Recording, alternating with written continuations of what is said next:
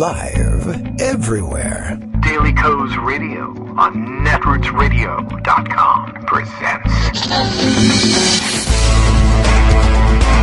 David Walton. Kagro in the Morning Show.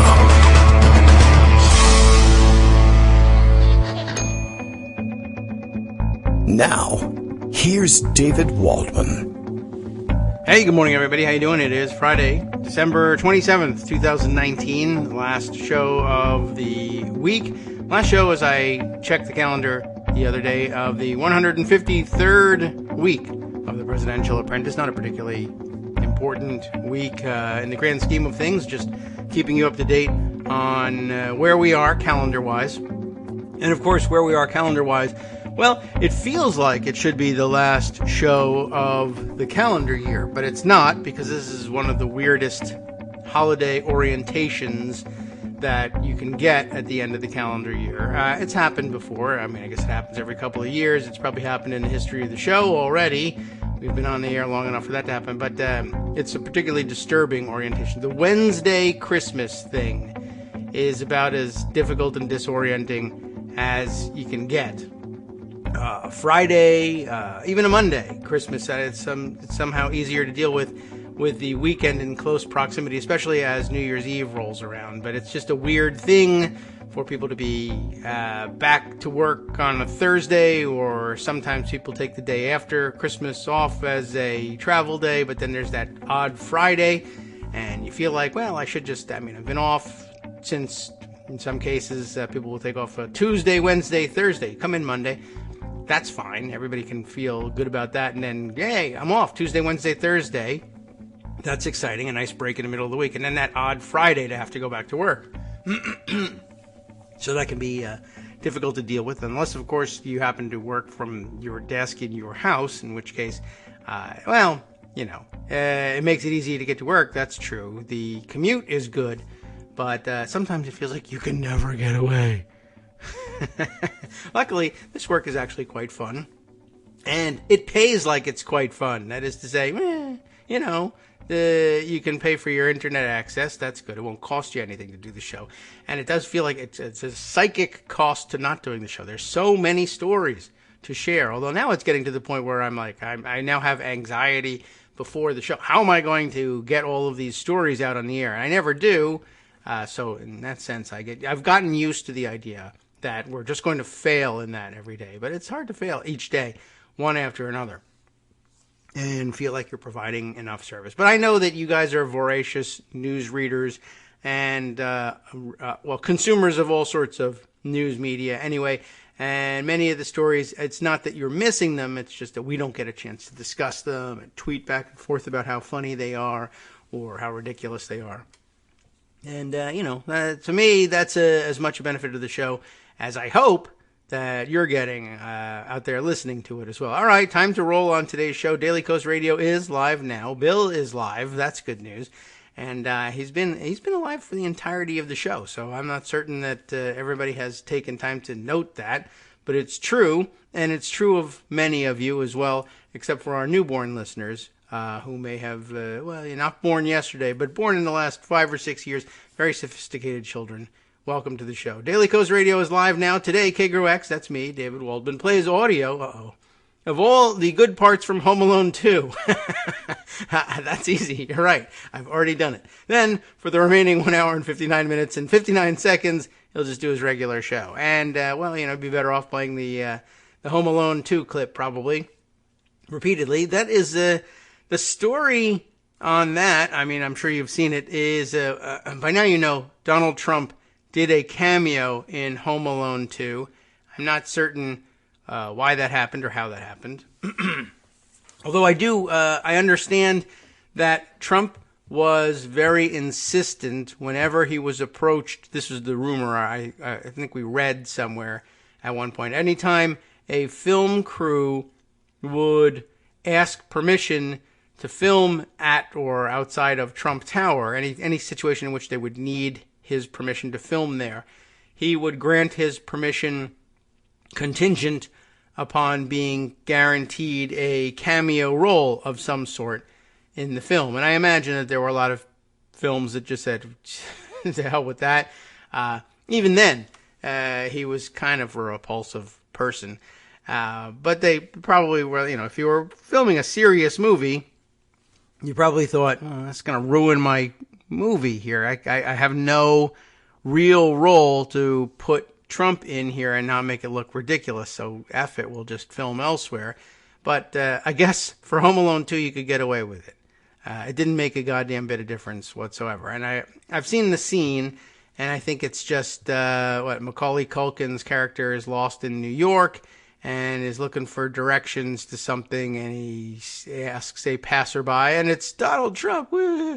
And he tells him where to go, which is what Donald Trump usually does with almost anybody. All right, so let's see. He's still relatively quiet, I think. I have not been closely watching what he's been tweeting about, but he does explode in anger from time to time from down in Pervalago, Florida. But he's out there shuffling around and playing golf, and many people have been sharing the news of exactly how much money has now been spent on shuttling him around back and forth to play golf. I think I've seen various numbers. I think we're up in the neighborhood of $120 million so far on his golfing habit. I believe I saw a tweet earlier this morning and that pegged it at something in the neighborhood of, they were expressing it in the number of years worth of presidential salary. Of course, he makes a big deal of having agreed to donate, as he says, his presidential salary back to the United States Treasury, sometimes with a designation for a particular purpose, which I don't know if it's effective or not. I don't know if any regular person can donate to the Treasury and make a designation. It's possible that the president's designation gets honored because he's the president of the United States, and it makes sense for the Secretary of the Treasury to direct that the money be used that way. I don't really know. Or, it could just be going into the general fund, or it might not really be real at all, and he could be faking the whole thing. As you know, he lies about everything,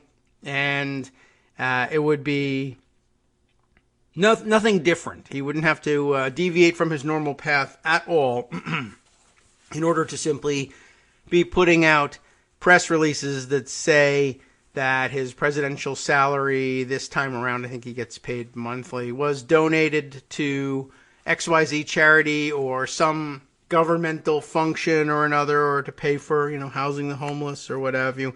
However, there's, I don't think, been any proof ever issued. I don't ever see canceled checks or anything like that. I think the first time around, he might have made a show of putting out some sort of paperwork, but who knows? Maybe it was fake. Normally not the sort of thing that I would float out there for others to make fun of, but eventually, with Donald Trump, the more ridiculous your accusation, the more likely you'll eventually be proven right about it. So, don't hesitate, is my advice to you. All right, let's head over to our various sources to pull out the stories of the day. Can't quite tell whether Pocket or the Twitter feed is the better source, but I will roll the dice here. Let's see. The most immediate thing that jumps out, I did see something this morning that hopped out to my attention. It was, I don't know who retweets Bill Kristol into my Twitter feed. I don't follow him, but I do see him quite often. Now that he's, he's been playing the Never Trumper game for quite a while now, and then doing well with it and bringing some interesting things to people's attention. And so that's how it gets retweeted into my feed. Today, he serves his purpose well, retweeting into my timeline via someone else a piece from the Bulwark, which is not a place I would ordinarily land unless Greg brought me there.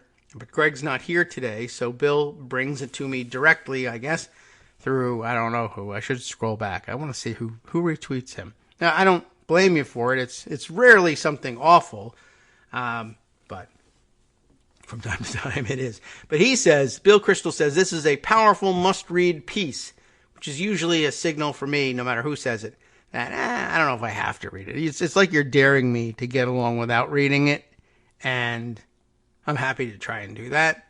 But we'll give him the benefit of the doubt today. A powerful must-read piece by Philip Rotner. I'll go to the piece and see if I can tell you who is Philip Rotner. You may already know. He may be somebody we've read in the past with Greg's help, and I don't remember these things. It's one of my weaknesses. There are several. Shall I go over some of those? Maybe that can be the end of the year show. All right. Powerful must-read piece by Philip Rotner on why house managers should call Rudy as a witness. Yeah, sure, why not? Yes, the evidence we have so far would be sufficient in any court of law. That's a quote, I guess, from the piece. But Rudy's testimony, or his attempts to avoid answering, could clinch the case. And maybe even just this photo that they ran of him to accompany the piece would clinch the case. He's just such a crazy-looking idiot. And he's nuts. I mean, he's really lost it. No different from Trump in that sense. But the two of them, probably if they were to open their mouths at all, they'd lose the case in the court of public opinion, certainly. I really have very little doubt that Republicans are just committed to swallowing hard and accepting their fate and voting to acquit, regardless of the case that's made or who makes it. But anyway, we'll take a look at the piece and see whether we agree that it is powerful. It's certainly not must-read. You want to see how it's not a must-read? Watch this. I ain't reading it.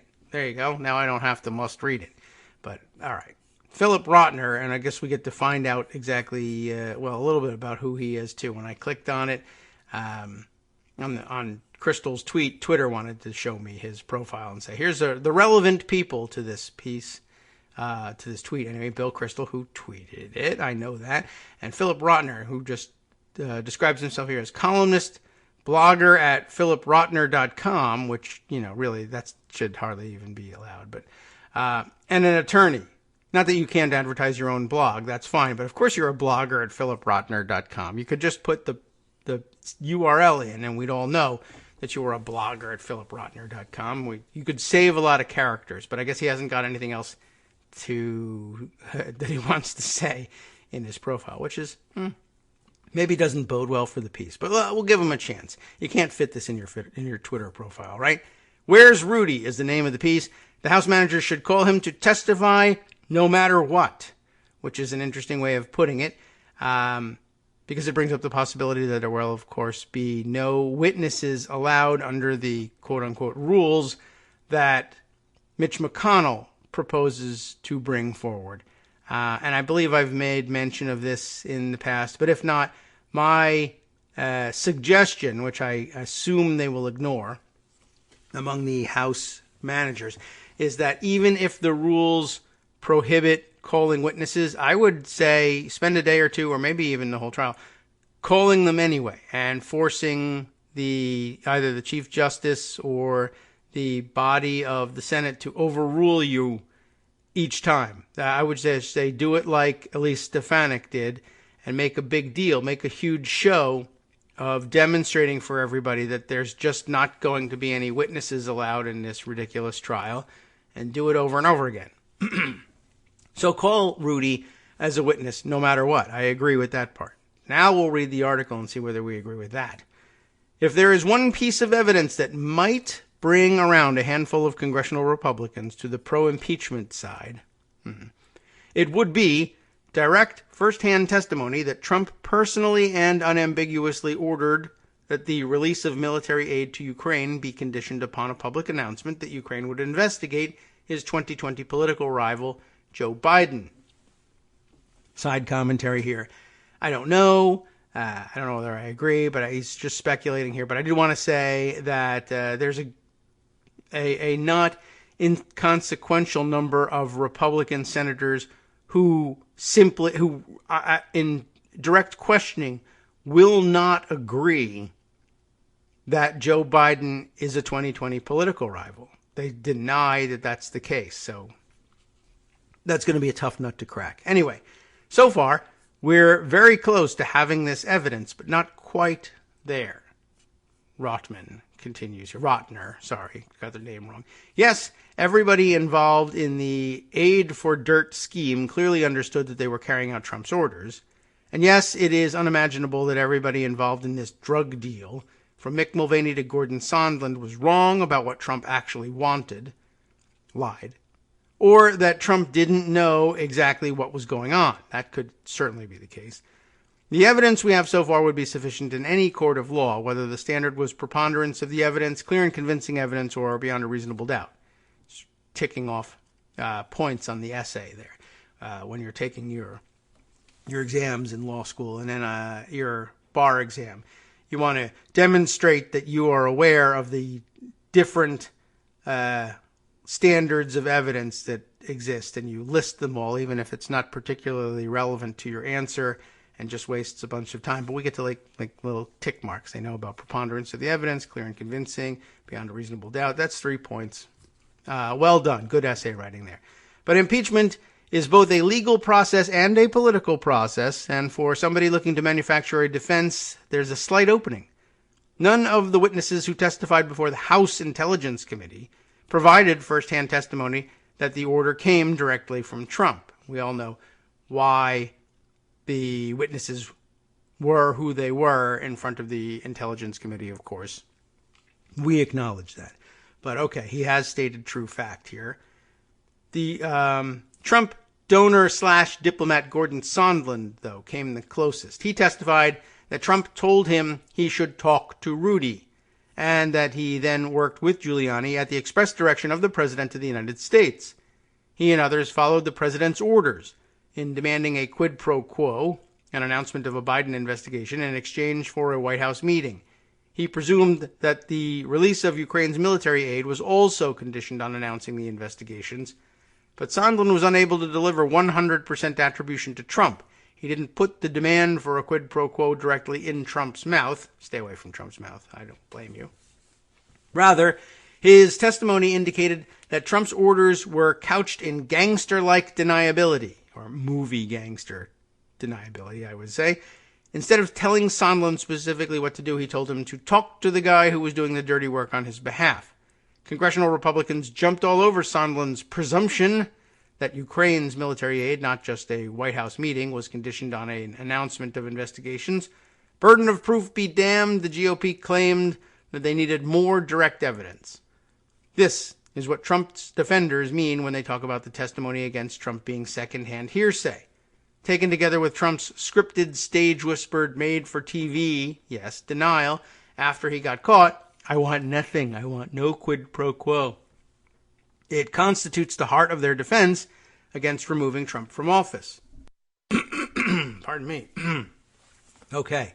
It's obvious that there's one person who could easily supply the link that Republicans claim is missing: Rudy Giuliani. Giuliani was Trump's personal lawyer, acting on his behalf, communicating with him frequently and managing the execution of the quid pro quo. And yet, Democratic pro-impeachment forces have been oddly hesitant to demand Giuliani's testimony. I don't know if that's the case. It's just it wasn't coming. But, let's see. And, of course, I think the House Intelligence Committee was intentionally limiting the scope of its work.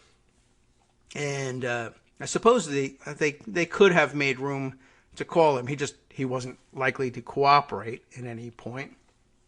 Though, yeah, maybe they should have called him in order to see whether Trump tried to offer him the defense of immunity that he was offering to, purportedly putting up for government employees. I mean, they were very pointed about him not being a government employee in all of this. Which I guess, by the way, allows us a moment to note for the record that I guess Giuliani hasn't had a Facebook page up to now, which I find hard to believe, or at least it's newly revamped and I guess newly relaunched. And he's, of course, has, as we all know, has hired the infant Christiane Allen to handle his communications. And I guess the launch went with a few glitches, including his describing himself as a government official, which he is not, and listing among his CV, I guess, on his resume, as others, the less pompous of us, I guess, call it, the position of or designating himself as a former Attorney General of the United States, which he wasn't. So there was some confusion about what exactly that might have come from. And the first wave of attack was, hey, he's lying. He's inflating his resume here. He was never Attorney General. But the likelihood of his having put that page together is near zero. On the other hand, Christiane Allen could have done it. And two competing theories. One is that he meant to have included the fact that he is a former, I don't remember exactly the designation of the title, maybe assistant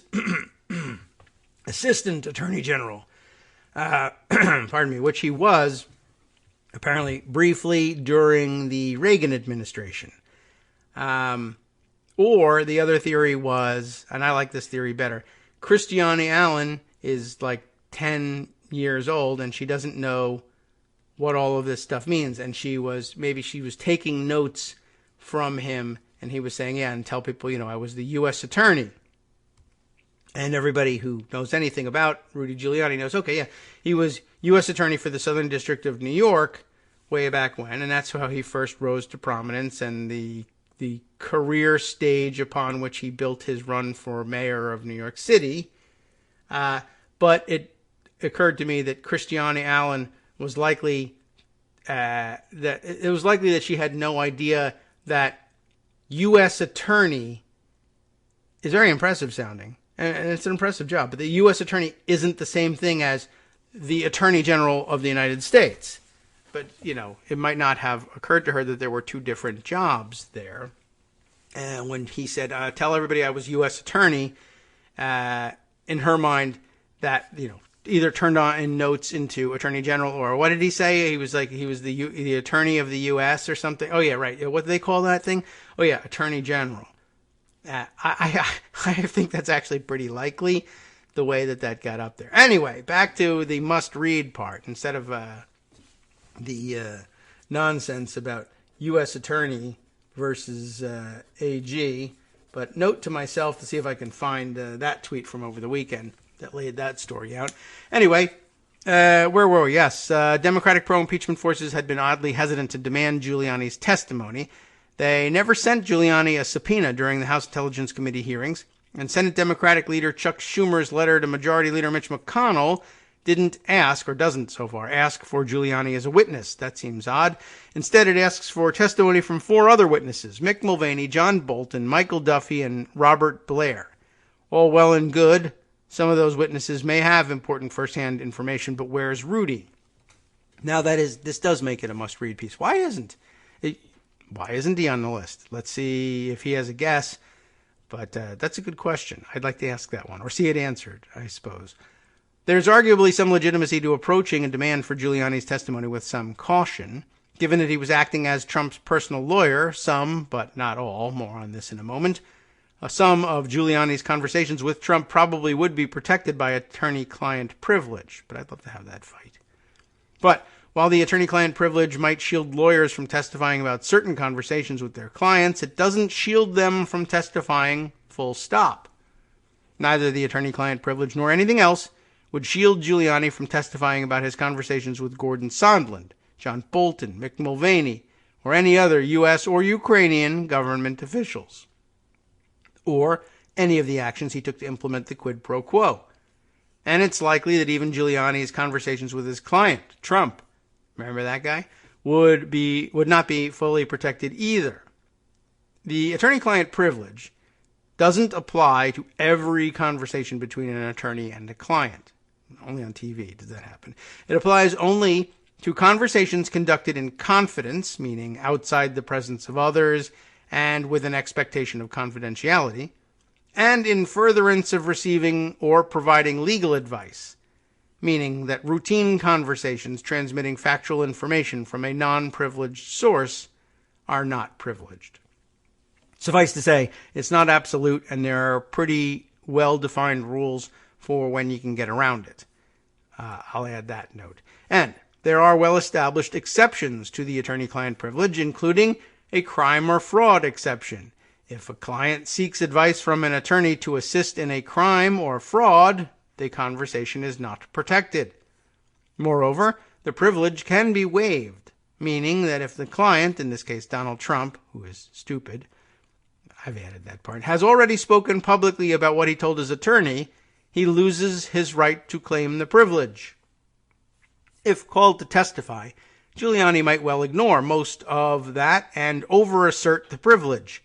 He could get away with that in the short term because even if the claims were insufficient to withstand a court challenge, the mere act of asserting them would keep him from answering questions at the time he gives his testimony. After that, it could take months for the courts to sort it out. But it would be worth the effort.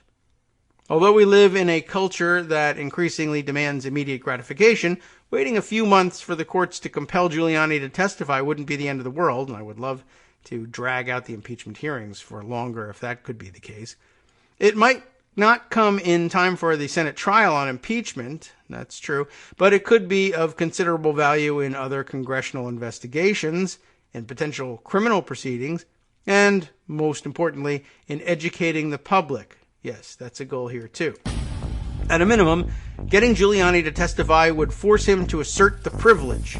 That alone could be of value. He would be required to testify on the record and under oath that his actions in Ukraine were undertaken in the course of legal representation on Trump's personal behalf, because otherwise he would have no basis for claiming the privilege in the first place. That testimony in and of itself would tie Trump to Giuliani's actions. Right. Personal lawyer, personal benefit. The end, as far as I'm concerned. Hi, it's me, David Waldman, your host for Kagro in the Morning, and I've learned that I either need to update these announcements more often or stop saying that the announcements are brand new. What's not new is that this message, too, is a call for your support in keeping the Kagro in the Morning show on the air. My thanks go out to all of you who do support the show through your donations. The stats say that Kagro in the Morning fans download our program about 2,000 times each weekday, but our donors make up only about 8% of our daily listeners. Patreon.com, Patreon.com, makes it simple to make easy, secure, recurring monthly contributions to support our show. Patreon.com/KagroX gets you straight to our donation page. If we're helping keep you sane during the Trump era, consider what that's worth. $1 a day? 50 cents? One thin dime? We do about 20 shows a month, so pick a number, do the math, and head to Patreon.com/KagroX to let us know. Thanks again, everyone, for all your support.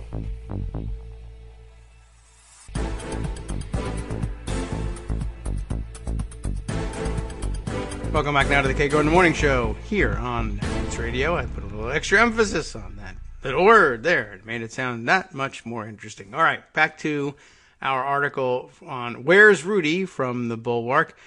They do make an excellent point here, and my point was actually peripheral to his point. But what he was getting at here, our writer, is that at a minimum, getting Giuliani to testify, or even just trying to call him, would force him to assert the privilege.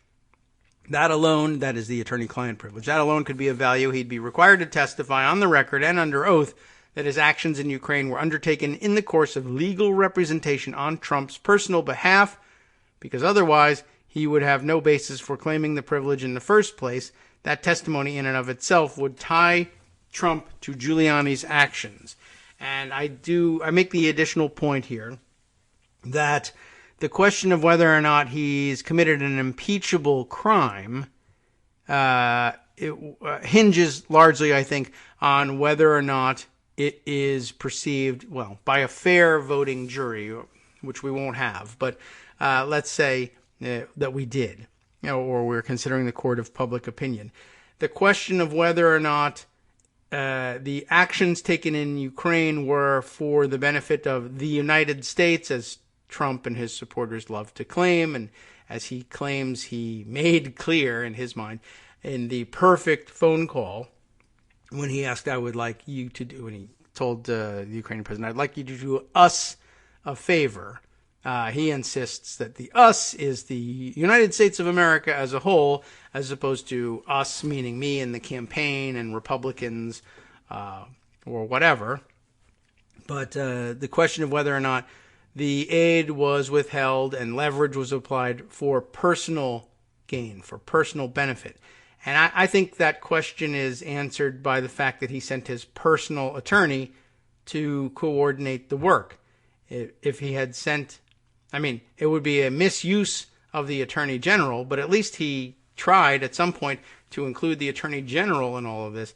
It would be really a child's misunderstanding of how you could legally ask the Ukrainian government to help with or even initiate an investigation of the Bidens. And there were ways to do that and not land in the same kind of trouble, but he didn't understand that and wouldn't have gone that route anyway. But the fact that he sent his personal attorney, like I said just before the break, you send your personal attorney, that personal attorney, he's only acting as an attorney, and he would only be in that sense, in that case, entitled to protection of the attorney-client privilege if he was acting as your attorney. But if he's acting as your personal attorney, it's his obligation as an attorney to work on behalf of your personal benefit. That's why you separate.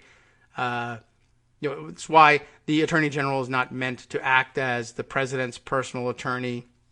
It's why even White House counsel is not really supposed to act as the president's personal attorney for his personal actions in office, official actions. It makes sense, of course, to have a White House attorney empowered to act that way. But if it's simply a personal activity for which you're being sued, or however you land in court as President of the United States, or coincidentally President of the United States, if you need to defend yourself personally and the actions you're being sued for don't implicate the office, then you need a personal attorney to do it. It would be a misuse of government funds and government resources to put the White House attorney onto the job, or let alone the Attorney General or any Department of Justice personnel. But the fact that you went outside and contracted for personal representation can only be read one way, that the benefit you sought from the work of your personal attorney was by nature personal. That really seals it as far as I'm concerned. I don't know if everybody's going to agree, but you're wrong if you don't. So let me just set you straight in the shortest amount of time possible. Okay. Anyway, that did raise another question in my mind as I was reading through this, though. The testimony in it of itself would tie Trump to Giuliani's actions. That's true. Dispatching your personal attorney is something only you can do. If, of course, I guess you could designate others to do it, but then that doesn't destroy the personal nature of it. But then, you might have to demonstrate how the orders were issued and who carried them. But the fact that they were personal in nature won't change. But I was wondering whether this being in the impeachment context and not a criminal or civil trial in Article 3 courts. So I was reading through this, like attorney-client privilege. I guess if you read it really narrowly, and I don't think that this would necessarily be the way that someone like Chief Justice Roberts would interpret this. But, we just read the conditions for attorney-client privilege a few paragraphs back, right? Where was it? That it applies to, attorney-client privilege applies to conversations between an attorney and a client, and only to conversations conducted in confidence and in furtherance of receiving or providing legal advice, meaning that routine transactions, blah, blah, blah. Okay, so legal advice. Does it count in the impeachment context? I have a feeling that Chief Justice Roberts would just draw a parallel and say, well, we don't have any jurisprudence about whether or not there is such a thing as attorney-client privilege in the impeachment context. Or maybe we do. I don't really even know, actually. But it's an interesting question.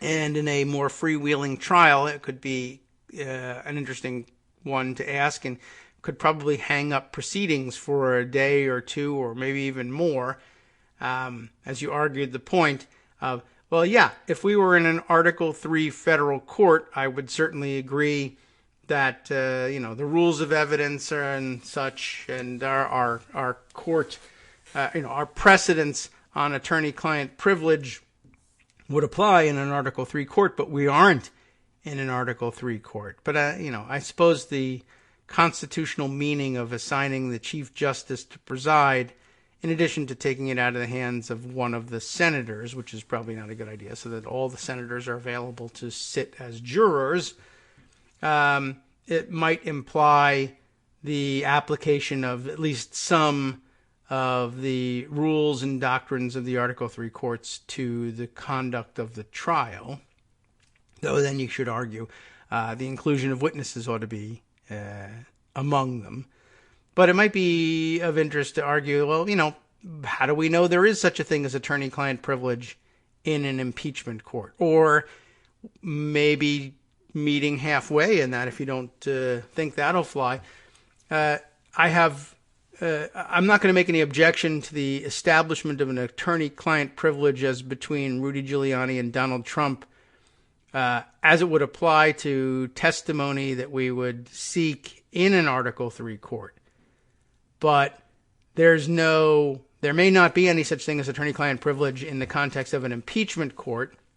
And unless Rudy Giuliani was explicitly retained as defense counsel for the impeachment trial, I'm not certain that privilege applies here. And here I guess you might look to precedents from the courts with respect to people who have, of course, attorney-client relationships with several different attorneys for several different purposes. Donald Trump has that relationship with a lot of lawyers.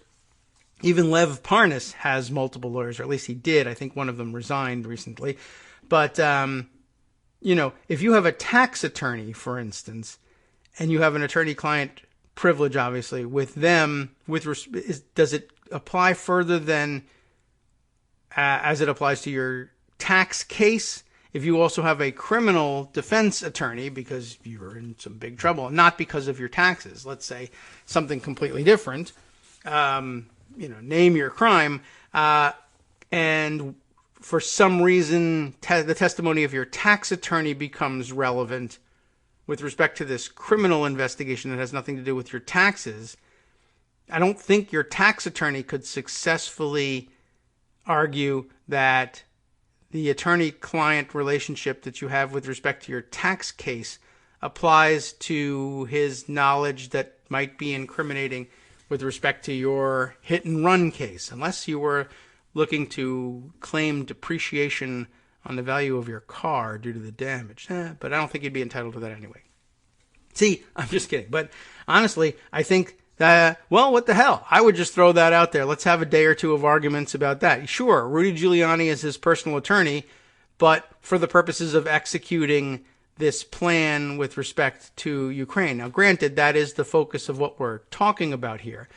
But remember, of course, that he was contracted for whatever reason to operate as a shadow foreign policy operative somehow in his capacity as attorney, which again, none of the things that he was doing was dispensing legal advice. So it might be the case that he's not even entitled to attorney-client privilege in an Article 3 court if he were somehow prosecuted for these crimes.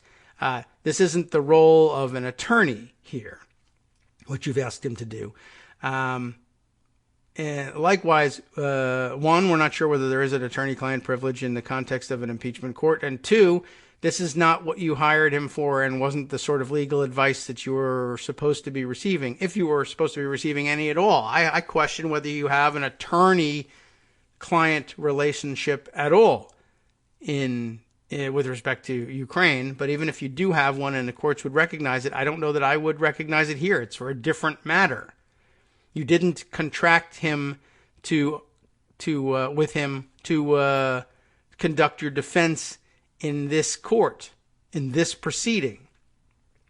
And I'm not willing to entertain it any further than the arrangement you already had, which I don't even understand what that was. And we probably ought to spend some time trying to think that one through. All right, let's see. I see a couple other things flying by which might warrant some consideration. So just keeping them open in case we manage to get out of this and on to the next topic. Yes. All right. So we've concluded here that it would be perhaps worth the effort to try and make him testify. And even the attempt would in itself help tie Trump to Giuliani's actions. Imagine what it would suggest if one of the House managers asked Giuliani, if they got the chance, did President Trump instruct you to inform Ukraine that U.S. aid wouldn't be released unless and until it announced publicly that it was investigating the Bidens? And then imagine Giuliani replies, I refuse to answer on the grounds of attorney-client privilege. That would be not good for Trump. So long as the congressional Democrats don't permit court challenges to slow down whatever they're doing, be it impeachment or oversight, there's really no downside to demanding that Giuliani testify. I'm not certain that slowing it down ruins anything either. If he refuses to testify, so be it. The House managers would be no worse off than if they did not attempt to garner his testimony. At least that's true. And they could use his refusal to support the inference that his testimony would be harmful. And if he overclaims privilege, he contributes to the narrative that he and Trump have something to hide. Settle for that for the time being, but continue the effort to compel answers through the courts. And if he lies, catch him if you can. Although if he opens his mouth, you got him. It's hard to overstate how crucial Giuliani is to the entire Ukraine scandal. Think about it. If Trump's demands for investigations by Ukraine were in furtherance of a U.S. government policy, why weren't they carried out by the Secretary of State, the Attorney General, or some other government official? Why were they carried out by a lawyer hired by Trump, maybe, to defend him personally? Doesn't the mere fact that Trump made his personal lawyer the point man in dealing with Ukraine disprove the notion that he was acting in the nation's best interest and not his own? Yes, it does. Giuliani's testimony, no matter how narrowed by bogus privilege claims, would shed light on all of that. But of course, the best reason to call Giuliani is because the public needs to know the truth, and Giuliani clearly knows quite a lot about what went down in Ukraine. Congressional Democrats should insist, loudly and often, that Giuliani testify. Their case demands it, and the public deserves it. And I'll agree on that point. I'm a little bit confused as to why they haven't listed him up to this point, and we'll see whether that question gets asked elsewhere that Democratic senators might feel compelled to answer. I don't know if they would. If they would answer with the bulwark necessarily asking the questions here. All right. So that was interesting and gave us an opportunity to dive into a few interesting details about how things might work out. Let's see. Some of the other things that I noticed flying by and being mentioned. I don't think I knew that this was the case. But back to that Home Alone business. I guess Donald Trump Jr. has made a big deal out of this because it's been a subject. One, there was the fact that Donald Trump was in Home Alone 2. We didn't get to the part where we found out that his scene, his cameo appearance, was apparently cut out of Canadian Broadcasting Company broadcasts of the movie this past month or so. I did not realize that was the case, but I did hear yesterday, yesterday I finally found out, all right, fine, they broadcast the movie and they cut his scene out. I don't know if that matters at all to anybody, but apparently it matters to Donald Trump Jr. He's mad and says it's pathetic that they would do this. And then I saw Joan McCarter tweeting that, yeah, they did it 5 years ago. Is that the case, that it happened 5 years ago? I have a piece from The Hill here that talks about this and that this happened. And I don't know whether they're talking also about Trump Jr.'s complaints about it, but I don't know if this will clarify that. But does any... Yeah, oh, okay. Yeah, so here it is at the bottom here. CBC later confirmed on Twitter that the edit was made for Time, for one thing, and done in 2014, before Trump was elected. I imagine that this is something that they air every year. Biggest racket in the world, Christmas movies and Christmas songs. If you're a songwriter or a filmmaker, you've got to, however terrible the script may be, do yourself a favor, make a Christmas movie, record a Christmas song, because I imagine, it's guaranteed residuals. It might not be much, but you'll get played every year. You make a holiday-specific movie, and lame programming people at various networks are just going to be forced to use your film. I thought one of the most brilliant filmmaking accomplishments, business-wise, that I can think of is the filming of Groundhog Day, the movie, which, as it happens, is got a still from Groundhog Day for a different reason, sitting in pocket here. But I'm reminded, I don't think there are any other Groundhog Day movies, so it's a lock. That movie, it's good if you can make it good, too, and people are going to want to see it, but that is a lock for residuals. And so, if any filmmakers, aspiring filmmakers, or better yet, widely accomplished and widely recognized filmmakers are listening to the show, pay me immediately. Arbor Day. That's what we got to do. Halloween gets played every Halloween, right? There are other Halloween movies. Christmas is kind of crowded, though you're probably guaranteed to get rotation time somewhere. But pick an obscure holiday. Arbor Day, I think that's got to be right? Washington's birthday. The re-Washingtoning or something. I think it's a very scary film, right? Don't know what it could be. A rom-com. A romp with, I don't know. Romp is a word that they use in movie reviews all the time. Got to use romp. So pick an obscure day and make that thing, and you'll occupy the field, and you'll make money in residuals, and that money should be essentially paid directly to me, is what I'm saying. So whether it's the Washington's birthday film, Arbor Day, anybody other suggestions? There's lots of Thanksgiving ones out there, even Flag Day. I don't know. You help me see if you can come up with some, and we'll do it. And that way, we'll make big bucks. Speaking of the films, but yeah, okay. I guess I'm not done here yet with The Hill. But yes, the CBC responds to criticism that short scene featuring Donald Trump was deleted from the movie Home Alone 2, which aired recently. Spokesperson says several cuts were made for Time. And as far as cuts made for Time, that's a totally inconsequential scene. That actually makes sense. Nothing changes about the way that movie runs. It's a stupid movie to begin with. Donald Trump, it's only in there because Donald Trump wouldn't let them film, I guess, in the neighborhood unless he was in the movie. So, it's probably altogether fitting and proper. You probably ask the director about that one. He said that would be the first one I would cut, and not even for Time.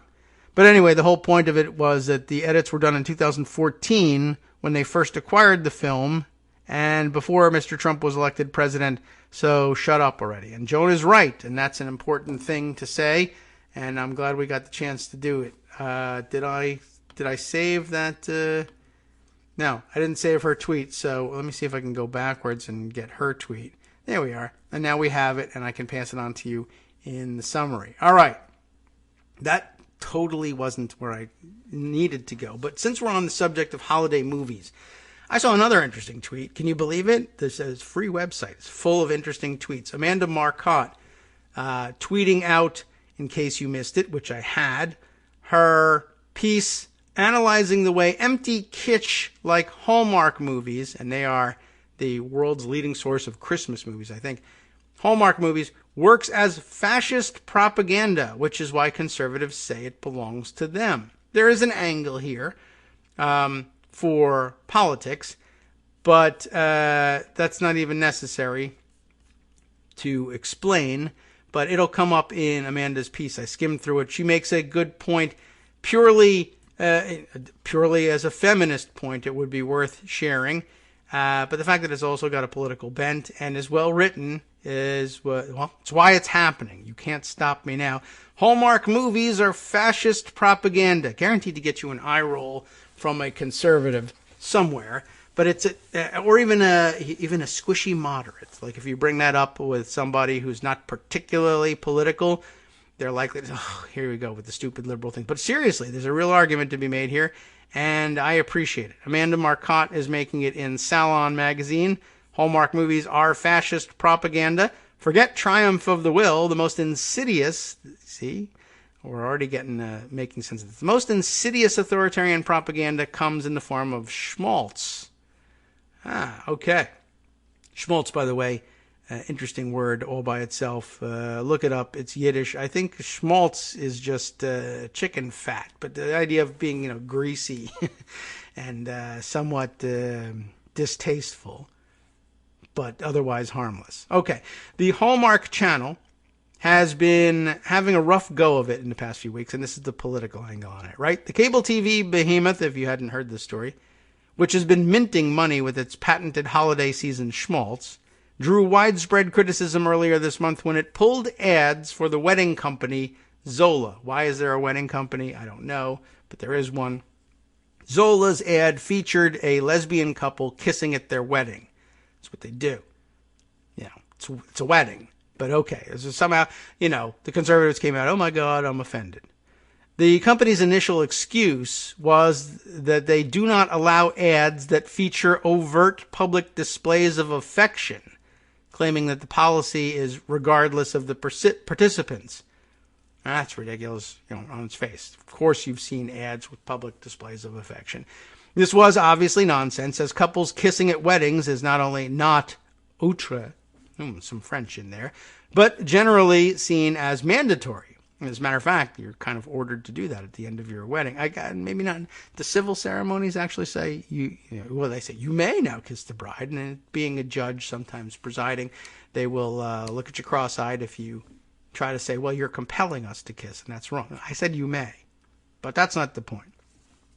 But generally, it is seen as mandatory, and of course, it does feature in the channel's numerous rom-coms, right? Romps, as we like to say. Unsurprisingly, critics quickly found plenty of examples of straight snogging in the channel that shows that sexual orientation was the sole reason to pull the ad. That, and of course, Hallmark was clearly responding to a right-wing pressure campaign claiming that lesbian kissing ruined the channel's family-friendly offerings. Hallmark then flip-flopped, apologizing for pulling the ads and claiming that they have been a progressive pioneer on television for decades and committed to diversity and inclusion.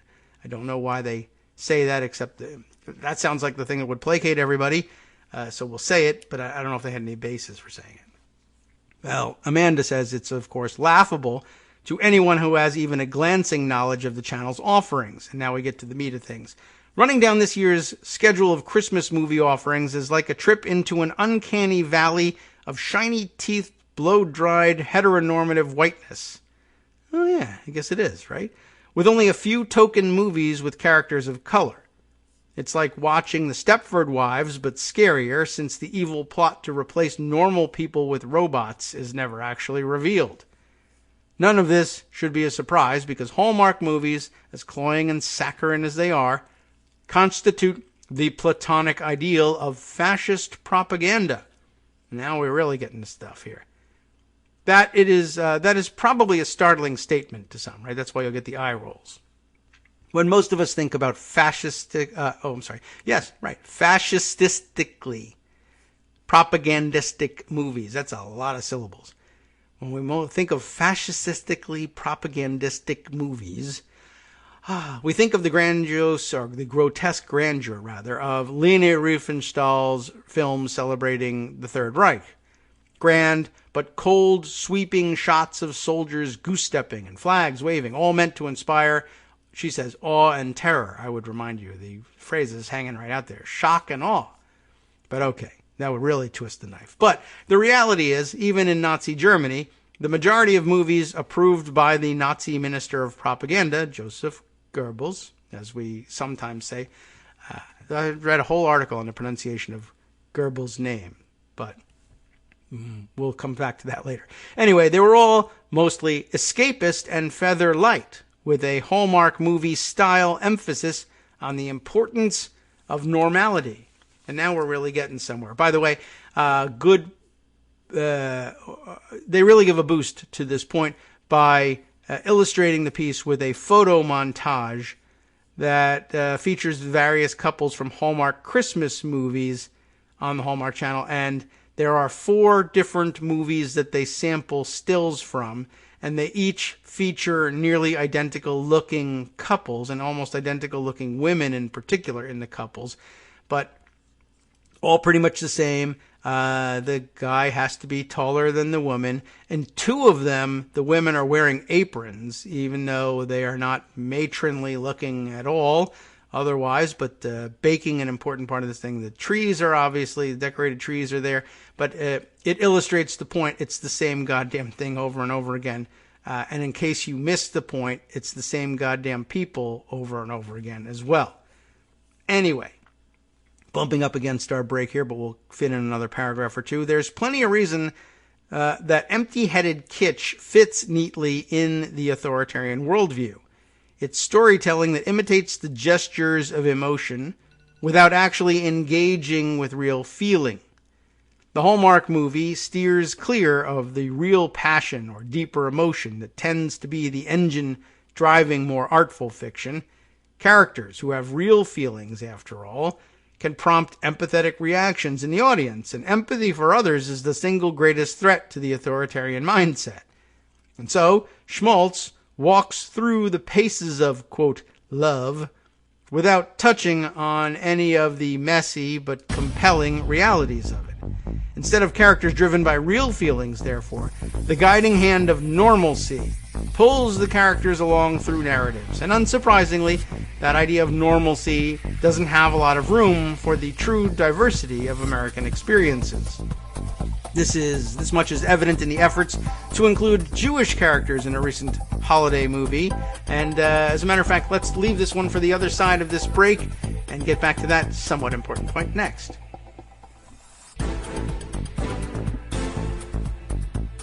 Welcome back now to the Kagro in the Morning Show here on Netroots Radio. We need to take a 1-minute break away, and let's double back and start this point again. Although I think things are shaping up nicely in this piece here. The idea of it is rather shocking to hear something as that's viewed on the surface by most as harmless, because all Hallmark movies are pretty harmless, right? They're dumb. They don't carry any particular message of importance anyway, or so it would seem on the surface. But then as it turns out, it does carry a very important message, which is stop thinking too much about things and do this, essentially. She explains herself very well. I'll just continue on here. But the point she was about to make was when they did try to branch out and include, I guess, some diversity.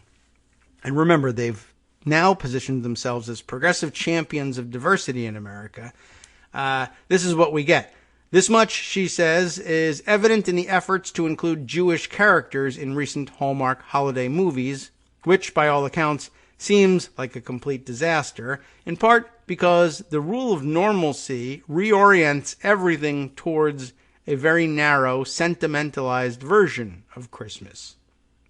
And again, the cover here is, well, we're just trying to give everybody some light entertainment, and so that, Christmas is just presented this way over and over again. But the subtext of it, of course, is we're trying to be non-controversial, and the non-controversial presentation of Christmas is this one. Why is it non-controversial? One of the reasons is because no one ever presents anything else. And so it must be non-controversial because it gets presented over and over again. And that's not even necessarily true, but that's part of the insidiousness of the propaganda that they're really getting at here. So, so we were saying they didn't do a particularly good job introducing Jewish characters, in part because the rule of normalcy reorients everything towards a very narrow, sentimentalized version of Christmas.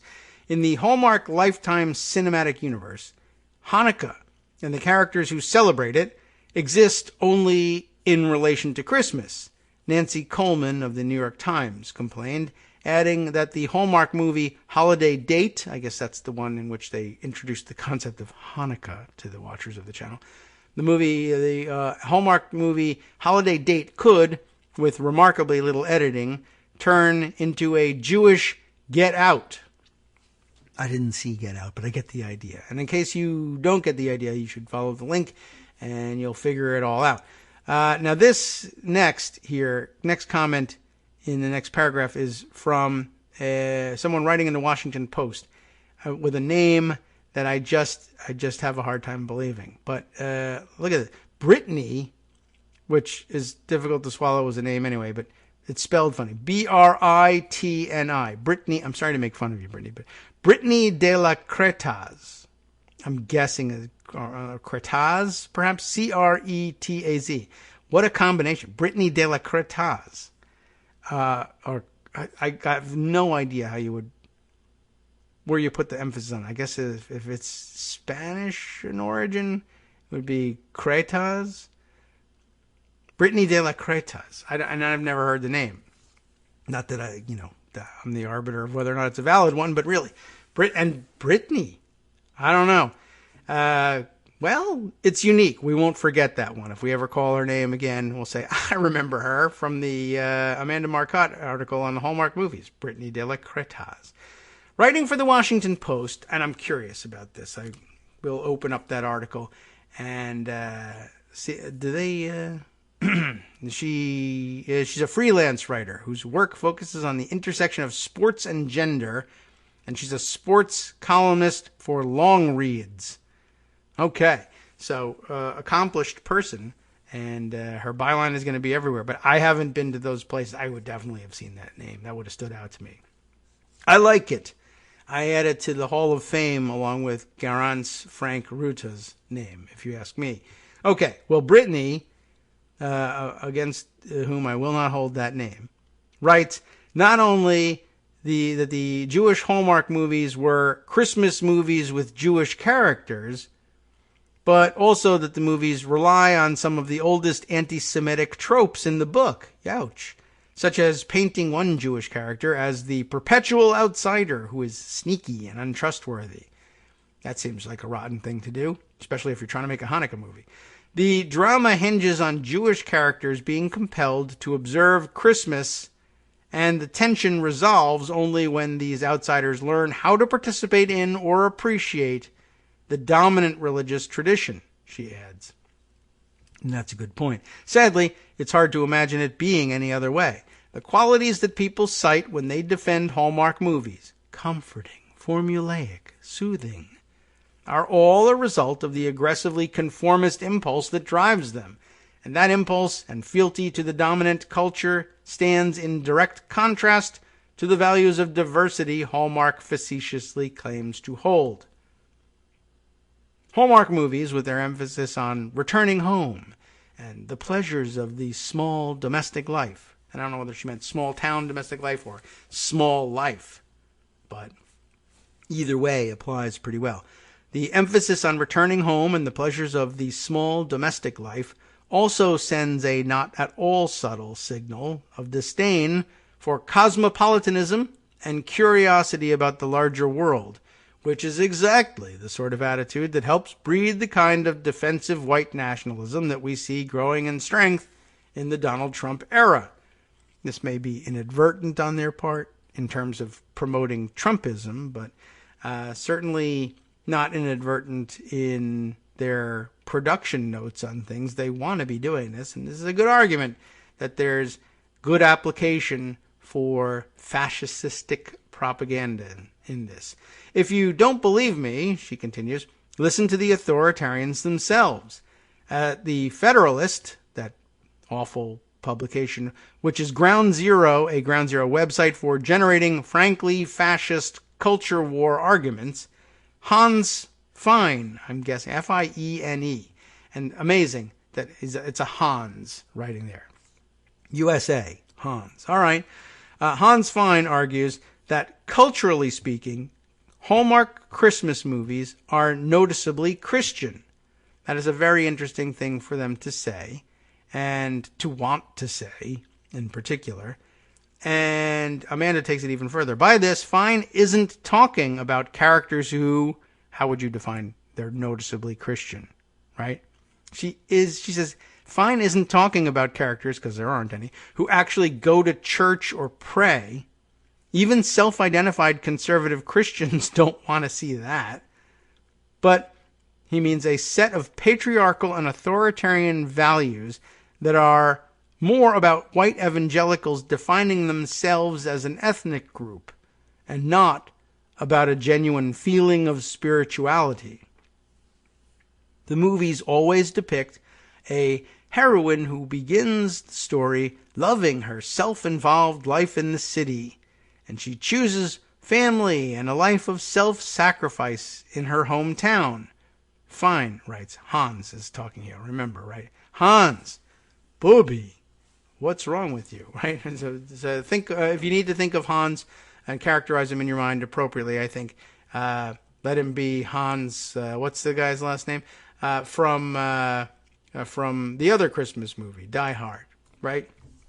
Don't get me started on that whole meme of whether it's a Christmas movie. Okay, so the movies, he says, always predict the heroine, and this is a good thing from his point of view. This is a Christian, noticeably Christian thing in his mind. Heroines who begin the story loving her self-involved life in the city, choosing family and a life of self-sacrifice in her hometown. This is what he writes, arguing that it's the last remaining hideout for those who want a fantasy of a world where the cynicism and immorality of modern life aren't allowed. By cynicism and immorality, Fine explains, he's talking about fornication and acceptance of sexual deviance, by which he means, of course, LGBTQ people. None of this, of course, means that everyone who watches Hallmark Christmas movies is some kind of fledgling fascist, so don't worry if you do watch them. These movies are not for me, but I believe people when they say they find it relaxing to watch these predictable movies that have low stakes because none of the characters feel like real people. I've got my own flavors of trashy entertainment I fully enjoy without mistaking it for high art. She lets you know what they are by parenthetically including Baby Yoda, what's up? Still, it's critical to be mindful of the role that Hallmark movies are actually playing in our society. The very fact that they're presented as harmless fluff makes it all the more insidious. See? Insidious. The way they work to enforce very narrow, white, heteronormative, sexist, provincial ideas of what constitutes normal. It's easy to spot fascist propaganda when it's goose-stepping Pepe the Frog memes. It's a lot harder to notice how it's working when it's tied up in Christmas cheer and suggesting Grinchhood of anyone who questions the rigidity of its worldview. That's right, self-fulfilling prophecy in that respect. As University of Richmond communications professor Nicole Morantonio wrote in a recent piece exposing the sneakily racist propaganda of Confederate-themed Christmas ornaments. You might want to check that article out. Seemingly apolitical objects like cookbooks, toys, and Christmas ornaments commemorating Confederate history serve to normalize, and in doing so, make white supremacy seem less harmful than it actually is. See, it's heritage, not hate. Ultimately, there's a reason that authoritarian religious right groups like 1 Million Moms and American Family Association, who made the initial demands on Hallmark to end the lesbian inclusive ads, believe that the Hallmark Channel belongs to them. They may use euphemisms like family-friendly, but as there is nothing more family-friendly than light PDAs, public displays of affection, from loving couples at weddings, we can say for certain that it is not what bothers them. Instead, it's because they believe Hallmark is safe because it excludes people who don't fit their extremely rigid ideas about what constitutes normal. So many people feel betrayed because this is one of the very last channels that families could go to and not be bombarded with politically correct commercials and the LGBTQ agenda, the American Family Association griped in a press release. Note that the language is solely that of exclusion. This isn't about Christian conservatives wanting more Hallmark movies that show characters who actually go to church or anything like that.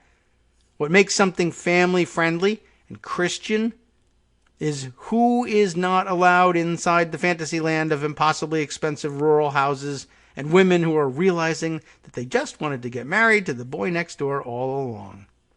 Ultimately, there is probably no way to square the claim to believe in diversity with fascistic impulse that guides the current crop of Hallmark movies, which center always around these frankly MAGA-style ideas about what constitutes real America. As the Jewish movies show, the best that Hallmark can do is some token diversity that wipes out most of what makes people actually diverse. Their money comes from selling a vision of America that increasingly authoritarian conservatives wish to believe once existed and can be restored again. An America that excludes most of an increasingly urban, racially diverse, cosmopolitan nation. That won't change no matter how many inclusive Zola ads the network airs. And I think, damn, that's a good point. And I also remind you, thank you, Athena, producing from a remote location. Hans Gruber. That's right. That's the name of the character in the Die Hard movie. I couldn't bring it to mind, and it didn't matter very much because you all knew exactly what I was talking about, right? I only remember the evil Jewish character who says, "Hans, Booby, I'm your white knight." That's really rotten now that I think about it. Okay, well, I wasn't a big fan of the movie, so it didn't ruin anything for me. We can move on safely from there. Let's see, and we've got some time left here, too. Glad I was able to share those things with you. I thought those were important and interesting ideas to carry into the weekend. Those could help you at weekend holiday parties, New Year's Eve, what have you. But, of course, that's not coming around until middle of next week because of the way the holidays are oriented this year. Stupid calendar. All right.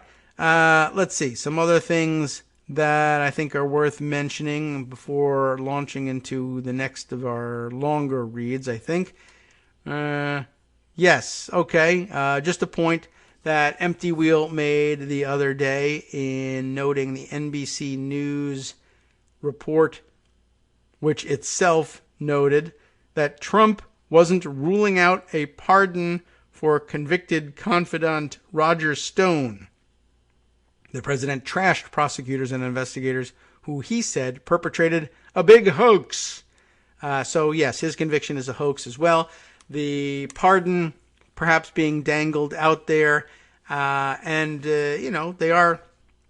reporting on it, and that's important. NBC News is the article that Marcy uses for reference here. Trump doesn't rule out pardon for convicted confidant Roger Stone. Is it a long piece? It isn't. But anyway, they spend a couple paragraphs explaining what's going on. And that this was back on the 24th that it was filed. So Christmas Eve. President Donald Trump said Tuesday he wouldn't rule out pardoning Republican operative Roger Stone, describing what happened to his former confidant as very tough and criticizing federal prosecutors and investigators as dirty cops and evil people. No one else could get away with this, by the way.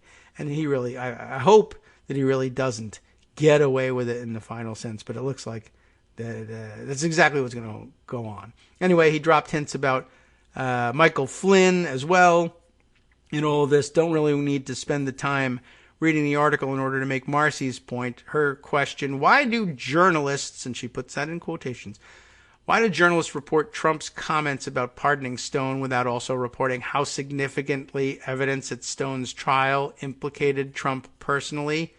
I mean, the reason it's a shocking story, I guess I would say, her extended comment implies, or the implication of her comment, is that it's a story that he might pardon Stone, not simply because a pardon might be used, but that he'd be using a pardon to let someone off the hook who could prove his own guilt. I mean, it's a protective pardon for Trump more than anything else. Not that there's going to be any more testimony in the case, but certainly if he offers him a pardon, there won't be any more. You can't press him with any more charges that are related from these things.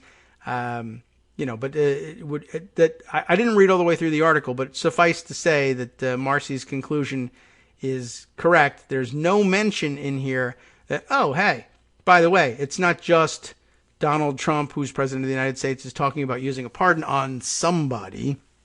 But yeah, it's a major part of the story that he's thinking of using a pardon on somebody whose own guilt implicates him as he enters into his own Senate trial as well. And maybe at some point in the future, hopefully, a criminal trial on top of it all. All right. While we're on the subject of Trump and Christmas and evil and terrible things that are happening, let's see. Which direction do we start out with? How about I first tell you why the picture of Groundhog Day was in my pocket feed here. And the answer is that Groundhog Day was mentioned and used as visual illustration in Annie Lee's diary at Daily Kos from December 23rd, which she titled Groundhog Day, A Second Trump Impeachment Could Happen. And, what's it about? It's about something that we've discussed on the show before, but I just wanted to note that Annie's diary was out there and remind people that it's something that we've discussed on the show before, that the circumstances are such that we actually have to entertain the possibility that the House might send additional articles of impeachment, either as a superseding indictment of sorts, meant to be tried by the Senate in the same proceeding as those articles of impeachment already adopted, or maybe something brand new that comes and from an entirely different place and some drawn or arising from some completely different crime, even though many of his crimes are related, that just starts the whole process over again. I know we've talked about all the possibilities and what permutations might grow out of it, how we might approach such a thing, but always as an extreme long shot. And it is an extreme long shot. I think politically it would be really novel to impeach. I mean, no president has ever been impeached twice. I mean, that's just all there is to it. That would be historic all by itself. And I think we ought to do it to him, quite honestly. I say smash that precedent. Absolutely. Annie puts it this way, as unlikely as it could be, I guess is what she really means here, the eventual resolution of the Don McGahn testimony issue, that's what she's talking about, could bring another impeachment inquiry. The investigations continue regardless of this first impeachment because there's just so much Trump lawlessness, one Senate trial won't be enough. And even if we get to a second Trump second Trump term alive, there could be more impeachments. In fact, you could do this one in his next term. Don't forget that. The adjournment of Congress doesn't kill the impeachment. This arises, though, from a Politico report that House Counsel Douglas Letter had said in a filing in federal district court, were they still in district court, or are they moved on to the, the Circuit Court of Appeals, so D.C. Circuit Court of Appeals here, because the McGahn was ordered to testify by the district court. It's on appeal now to the D.C. Circuit. And he said in a letter to them that a second impeachment could be necessary if the House uncovers new evidence that Trump attempted to obstruct investigations of his conduct. Letter made the argument as part of an inquiry by the D.C. Circuit Court of Appeals into whether Democrats still need testimony from former White House counsel Don McGahn after the votes last week to charge Trump with abuse of power and obstruction of Congress. Of course, it's not last week, it was a week before, but you know what we're talking about. It's the impeachment. Maybe you've heard about it. So reminder, by the way, I don't know, did we ever get around to discussing it? I think we must have, right at the time it happened. But the McGahn lawyers are arguing in federal court that the impeachment, whatever it is over. The articles of impeachment having been adopted by the House, the continued interest in McGahn's testimony is now moot. They don't need it in order to file their impeachment inquiry. They were demanding it pursuant to an impeachment inquiry, but now it's over and done with now that they have adopted the articles of impeachment. They can't possibly have the same excuse for compelling his testimony now. And it's an interesting argument. Of course, it complicates the current argument by the White House and its supporters that the president hasn't been impeached because the impeachment articles haven't been forwarded to the Senate. They are, for the record, they are simultaneously arguing that impeachment continues but hasn't been completed, that there has been no impeachment because the articles haven't been delivered to the Senate, and that because impeachment has been completed, the request to enforce the subpoenas as against Donald McGahn are moot. So, I mean, you can actually do that, but it's sort of like a pleading in the alternative. That's something that's not unfamiliar in courtroom procedure, arguing two contradictory things. Well, if this one is true, then we ought to, our client ought to be found not guilty. But also, even if that's not true and the exact opposite is true, we likewise ought to find the defendant not guilty. You can argue theories in the alternative, but it's interesting to see them out there in the court of public opinion, which makes things difficult to swallow those sorts of contradictions.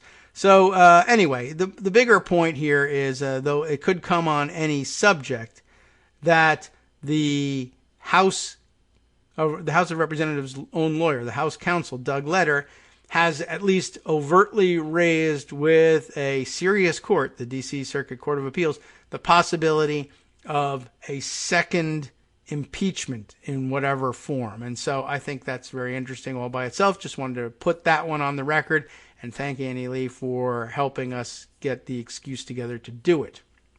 All right. Where next? Let's see. Maybe the thing to do, there's this light piece of some interest in case you hate Donald Trump an awful lot and want to talk about it. Maybe this is a holiday party sort of discussion that with Trump and his emphasis on how he is fighting and winning the war on Christmas, right? And he can now say Merry Christmas again, thanks to me. And we did see tweets out there comparing his 2010 Happy Holidays tweet to the, I think, vintage 2013 Barack Obama Merry Christmas tweet. And we all know the nonsense involved in the war on Christmas. But a brief hypocrisy piece for those of you who crave such things. This appearing in timeline.com, which I don't know what the hell that is. But who cares? This is probably, do they have links?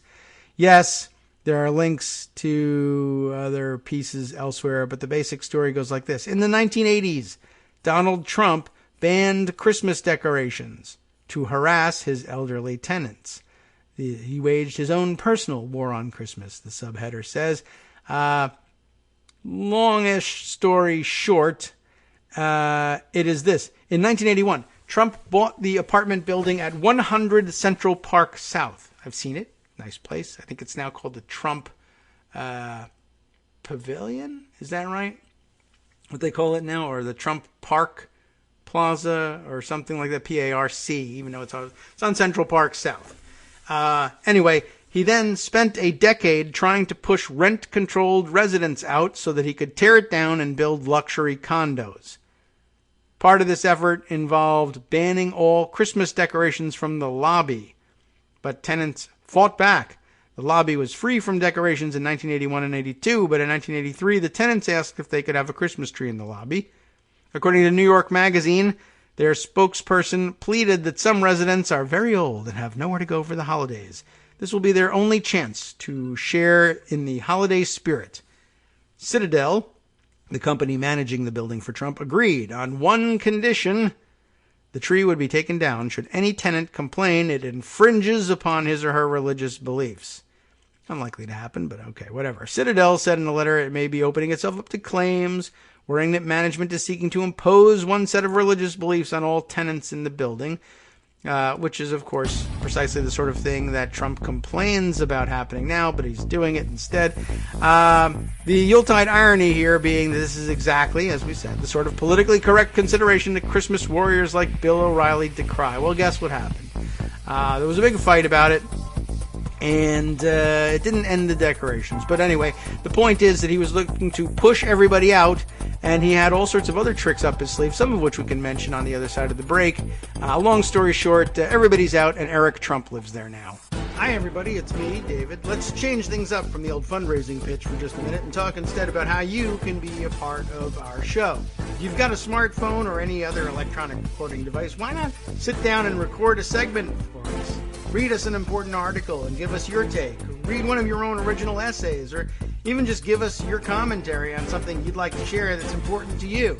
Then send the file to me at kagrox@gmail.com, and I'll try and work it into the show. Short segments, a few minutes in length, are easiest to fit in. And of course, I can't always guarantee that I'll be able to play everything, but if you've ever shouted at your radio or TV about something you wish was being covered, here's your chance to change that. Make the show your own. Send your submissions to me at kagrox@gmail.com.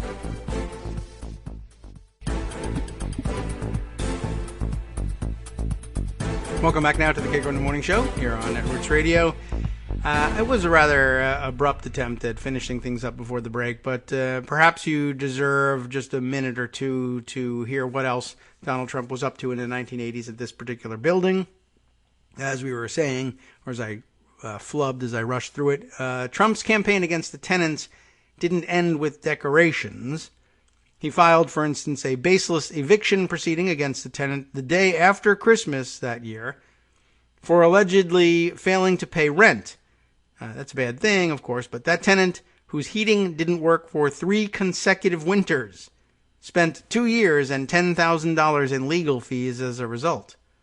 Then, on New Year's Eve, Trump threatened 6 tenants with eviction if they didn't reverse apartment alterations done with his permission years earlier. 'Tis the season, as the writer says. The campaign against the renters didn't stop with the holidays. In 1982, a number of apartments became empty when elderly residents died. Trump turned this into a dual opportunity for good PR, well, really didn't work out for him, and a chance to make the existing tenants feel uncomfortable. He took out full-page ads offering to house homeless people, but the city declined because it thought he had ulterior motives. He did, of course. He would make the other tenants uncomfortable, and the remaining rent-controlled tenants, he thought, would become so uncomfortable that they would leave, and then whereupon he would immediately eject the homeless people as well, tear down the building, and build those condos. Anyway, when a refugee charity suggested he house people from Poland, white people even, didn't interest him at that point, of course. Now, of course, he'd be attacked by his own MAGA people for not housing people from Poland. But when they suggested that he house people from Poland, a Trump spokesperson said it was only available to people who, quote, live in America now, not refugees. So you might think that's a consistent position, but I think he'd be far more favorably inclined to white European refugees now, and pointedly so. Anyway, the building at 100 Central Park South is still owned by Trump, but the deliberate neglect and punitive rules are no more. Don't think Trump had an Ebenezer Scrooge-like awakening, however. I guess the motivation here is that his son Eric is now a resident. So thanks to Louis Anslow, who is the writer of the piece here at Timeline.com, which I think is something a little bit like, perhaps a little like Medium. Just sort of, hey, want to publish your story? We'll do it here kind of thing. So I think that answers that question about what Timeline is all about. Let's see. Other news to share with you. I've been holding on to something that was tweeted my way the other day in the form of a thread reader app.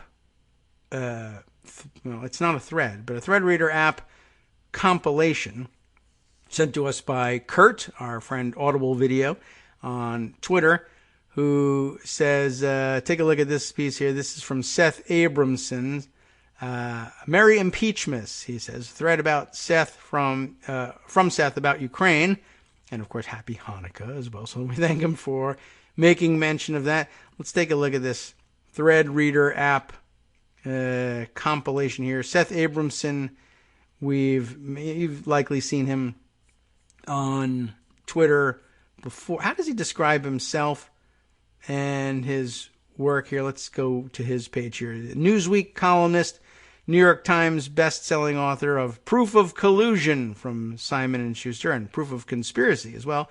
A professor and lawyer, and one of the more forward thinkers. I keep describing him, I think maybe unfairly, as verging on conspiracy theory, but he's usually further ahead in his theorizing than the rest of the mainstream media wants to go, but you can't argue with the idea that Newsweek certainly fits comfortably inside the definition of mainstream media. So anyway, I'm always a little cautious about his theorizing, but it's rarely completely off the rails, and usually ends up being where where we have landed already or where we eventually do land in our own thinking here. Mine, anyway. I'm speaking for you, if you don't mind.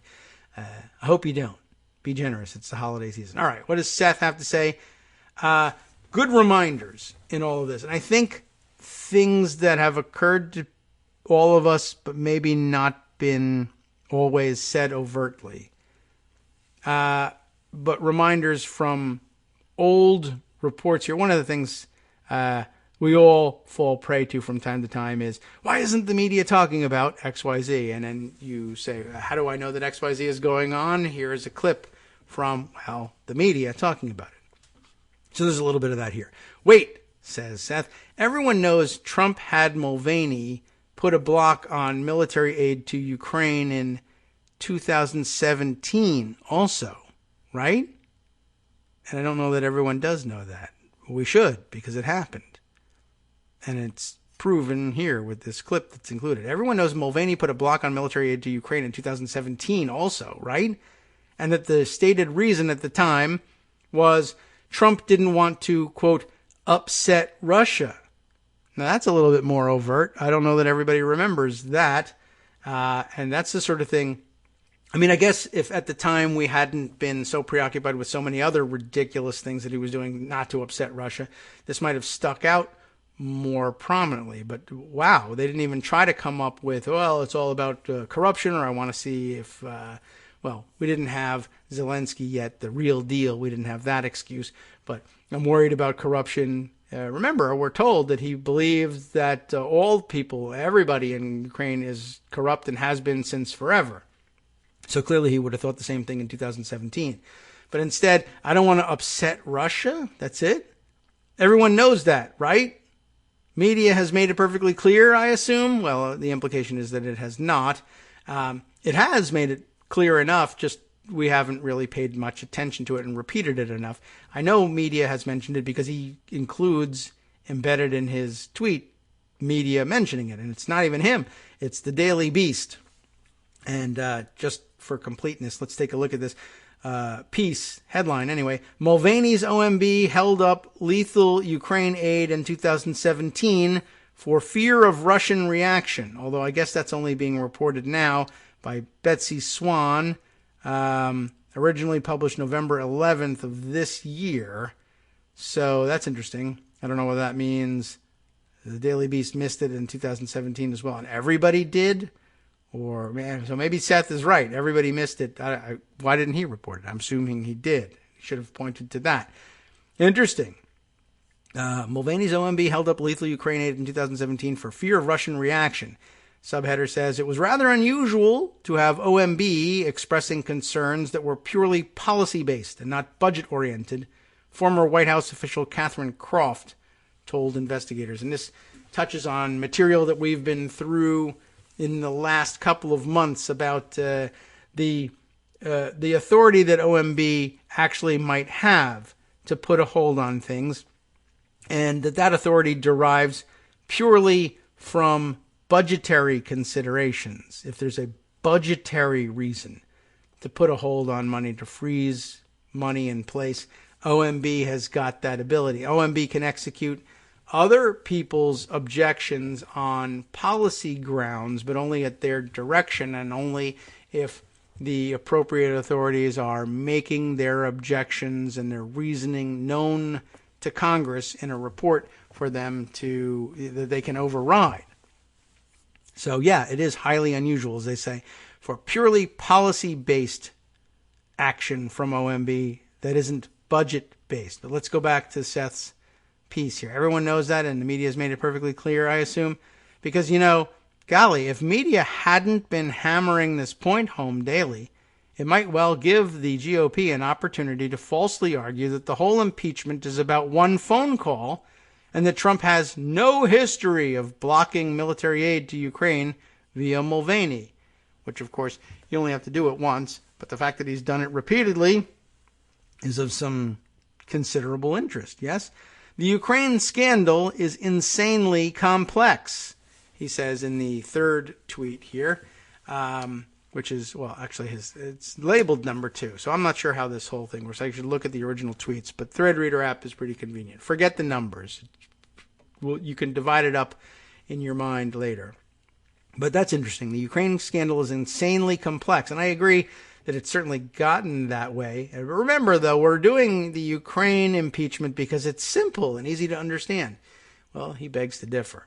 The Ukraine scandal, and candle, really, is insanely complex. My research suggests it's more complex than the Russia case, which was already wild as hell. But media must find a way to explain it to America during this lull in the impeachment story. Teach America about the Naftagaz angle. I'm for that. I think talking about the gas deals is very important. Here's the simple version. Good. Trump has been laundering campaign donations using Giuliani and Parnas in exchange for helping the two men do business in Ukraine, all of which is part of a shakedown of Ukraine to politically and financially benefit Trump, Putin, and everybody else. It has long been my theory since, like October 2nd or so, maybe even late September when we first found out about these guys. But I think I tweeted on October 2nd about it, that in the end, it's all going to come down to the Ukraine deal for Parnas and Fruman was all about leveraging their ability to deliver, truly, falsely, what have you, whatever it was Trump wanted in exchange for being able to use the power of the Trump administration to leverage out of the way other institutional actors in the Ukraine gas markets so that they could enter the Ukraine gas markets and reap the profits that other oligarchs have been reaping as middlemen in the gas market in Ukraine. They're the incumbents, and Parnas and Fruman wanted to displace them. And one great way of displacing them is to either land them all in prison on corruption charges or at least see them ejected from their incumbent positions on suspicion of corruption. And it's not that easy to just make that up and get that printed and influence the proper actors in Ukraine to eject them or arrest their rivals. But having the United States of America say that it's an imperative would speed things along. And then, of course, they'd make a huge amount of money, and they would kick some of that back to Putin and Trump, and that would be the financial benefit. And the political benefit, of course, the announcement of the investigation into the Bidens, et cetera, et cetera. Next up, the Ukraine scandal begins in March 2016, Seth tells us. Yes, I'm serious.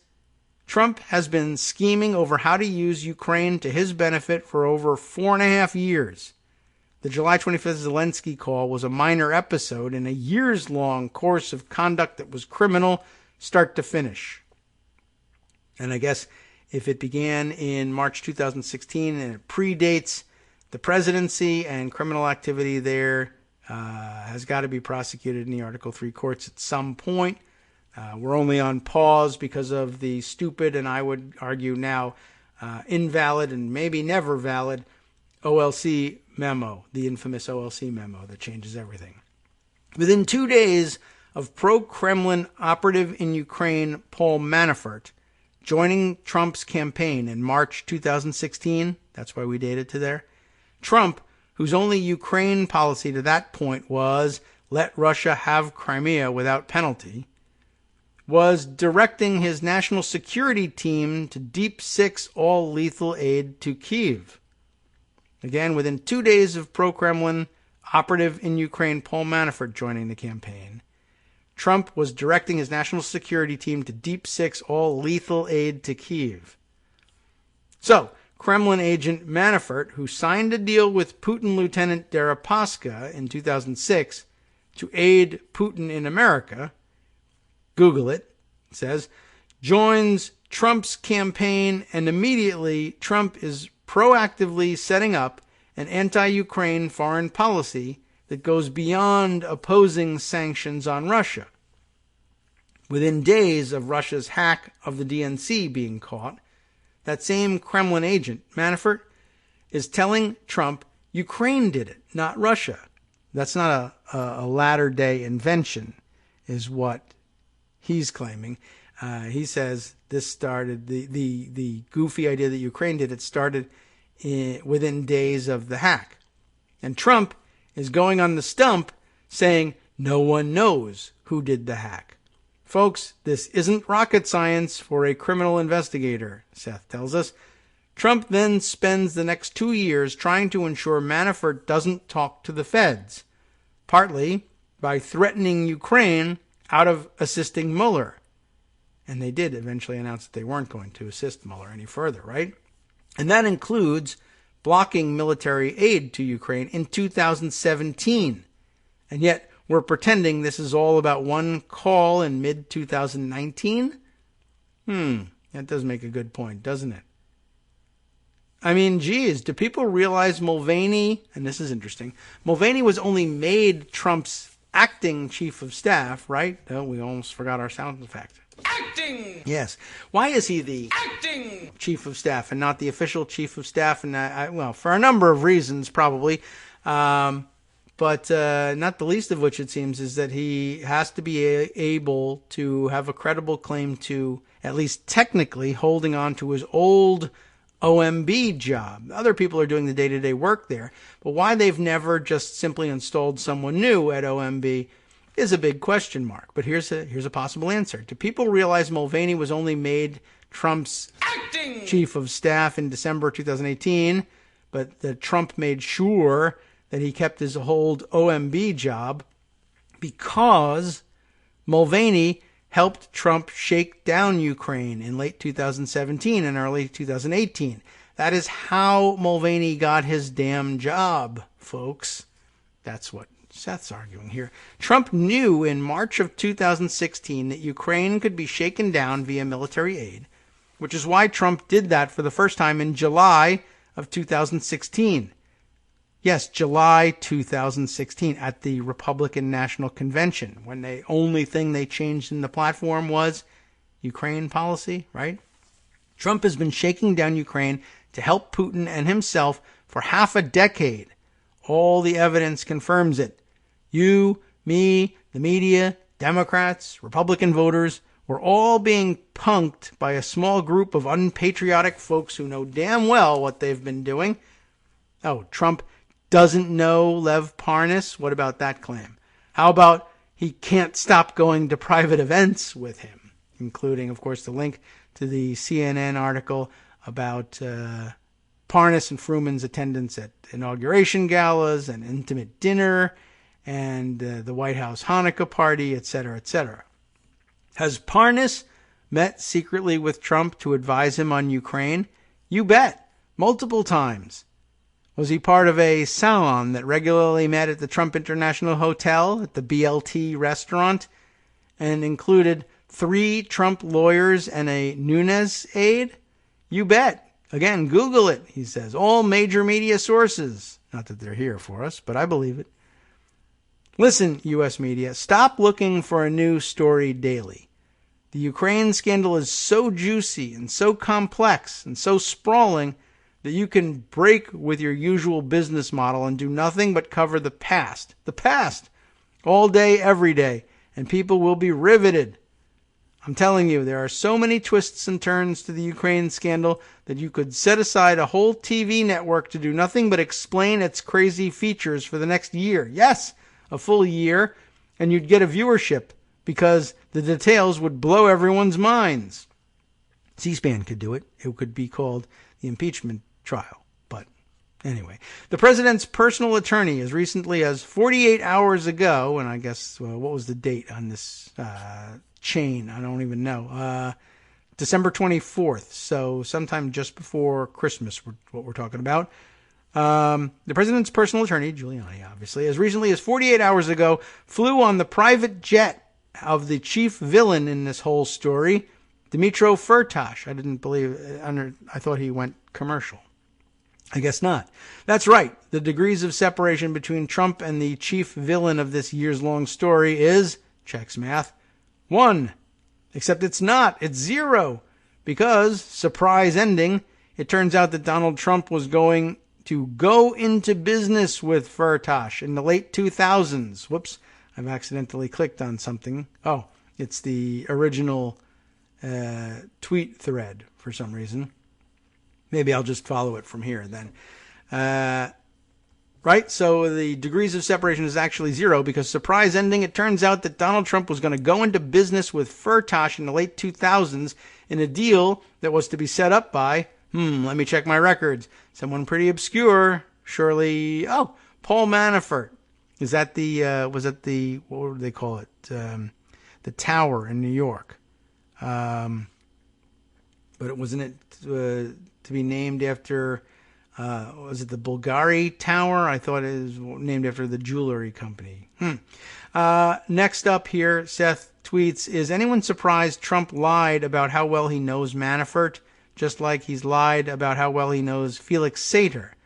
That lie was under oath, by the way. Or Lev Parnas, or even, now that he's saying he never told Giuliani to go to Ukraine and doesn't know who his clients are, even Rudy, maybe he doesn't know them all that well, right? Or him all that well. All I do for this research is read major media, he says. I spend 0% of my time thinking of theories. Aha, so I have him wrong. As I don't believe in theories, only major media reporting and how far-flung major media reports help inform one another. And I'm with him on that. That's all we do on this show. Everything on this feed is from major media and 100% true. We got played, he says. We fell for believing the Ukraine scandal is about a phone call because that seemed, not just to media, but even to some DC Democrats, like the only story Americans would understand. My view, Americans will always tune into a fascinating story, however complex. Maybe one of the billionaires could start a network. You can do it now, and it doesn't necessarily even have to be on TV. You could just start a Netflix-like series and do it that way. This thread isn't even the good stuff. Sorry I read it to you. It's bits and pieces. Again, a TV network could be constructed just to explain the major media reporting on this.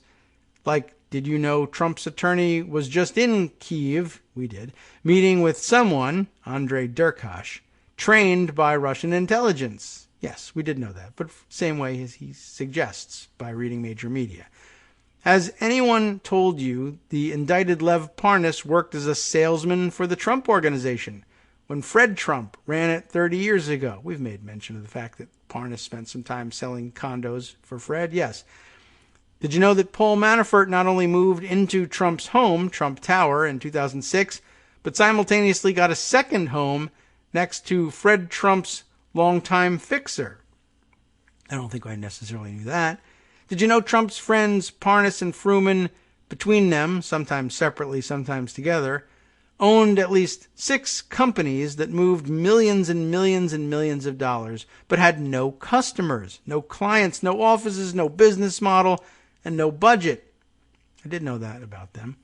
Did you know, i.e., did the media tell you, that Trump spent all of 2017, 2018, and early 2019 denying the previous Ukrainian president, Poroshenko, a White House visit in just the same way and for just the same illegal reasons as he did with Volodymyr Zelensky in mid-2019. Yes. But it's not widely discussed, that's true. Google any of this, any of it. You won't find yourself reading some obscure, dodgy website. I'd never visit or pay attention to those. No, you'll find yourself reading NBC News, ABC News, CBS News, the New York Times, the Washington Post, the Wall Street Journal, and so on. What no one does is put these stories together. I did it in book format, Seth tells us, but online, all we have, though it's pretty great, is the Moscow Project, aided by Rob Reiner. My ask here is to Rob Reiner, it's time for the Kyiv Project. I promise you'll have the same volume of info. P.S. Is everyone getting a clearer picture now? The Giuliani helper and KGB-trained Derkash spent 2017 telling Kyiv it would lose aid if it investigated Manafort. Mulvaney blocked the aid, Trump opposed the aid, and Poroshenko dropped the investigations. And a link to the Wall Street Journal is included. Trump's view of Ukraine as corrupt took shape early. Have we ever seen that piece? I don't know if we can see a Wall Street Journal piece or not. And he continues, there's more, another PS. Trump's skepticism toward Ukraine cropped up in 2017 deliberations in which he initially opposed the sale of missiles to Ukraine. Remember, that's a big point of pride. Obama never sent you any missiles. Only I sent you missiles. Well, he tried to block that too. He opposed the sale of missiles to Ukraine originally. His distrust also showed in his initial resistance to meeting Ukraine's then president in 2017 at the White House. Two related facts. And when Trump finally let Ukraine have missiles in 2018, he told them they couldn't use them, as it, quote, might provoke Russia. That, proven here with a link to the New York Times, the cost of Trump's aid freeze in the trenches of Ukraine's war. How's that for an interesting subject? And when was that reported? Let's open it up and take a look. Oh, no, get the ad out of the way. New York Times, come on. Let's see, the cost of Trump's aid freeze in the trenches of Ukraine's war. As President Trump froze military aid to Ukraine and urged it to investigate his rivals, the country was struggling in a bare-bones fight against Russian-backed separatists. I guess this is a retrospective piece, though, written up in October of this year. But, yeah, didn't get as much attention. We did focus rather unwisely, I guess, on the phone call. Not that all of us were in favor of that approach, but he's exactly right in that the information is out there. And I do sometimes feel like we need to spend time recapping it all and pulling it all together. A lot of that we have heard before. We've done a pretty good job reading these things, and sometimes it's our own interest, and sometimes it's Seth Abramson bringing it to our attention, and we add another piece of the puzzle. All right, let's see. Other stories of interest that might be wedged in before the end of the show coming up in just a minute that you might want to discuss over the weekend. Let's see, some long reads we didn't get to. Here we go. We'll just chuck this one in here since we don't have the transition to Justice Putnam's show to discuss with you today, even though there will be one following us up here. But this is an interesting thing. Dave Newart tweeting just the other day, just so that you know, and I can toss this in at the end. I couldn't be more delighted, he says, that Michelle Fiore, do you remember Michelle Fiore, the state legislator from Nevada, I think? Was it Nevada, or is she from...